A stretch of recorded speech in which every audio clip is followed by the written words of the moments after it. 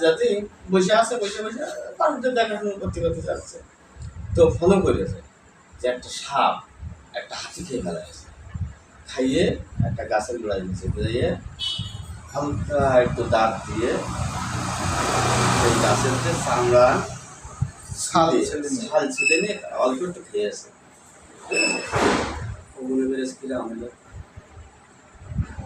দেখতে যাই তখন এই সবাইকে বলে যায় নৌকা ঘুরা ওখানে।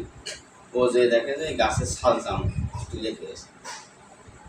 এখন ও হয়েছে তাকে ও হাতি খেয়ে যদি ছাল খেয়েছে তাকে আমার খেয়ে দিতে, ও আবার একটু নিয়ে আসে তাই না, খাওয়া দাওয়ার পরে খেয়েছে। খাওয়ার পরে সে রাজা বাড়া নিজে গলিয়ে পানি দিয়ে গেছে। হ্যাঁ, গাছ কিন্তু এটাই বাস্তব, এটাই বাস্তব। এটাই বাস্তব। গাছ কখনো বেমানি করে না, বুঝেছো?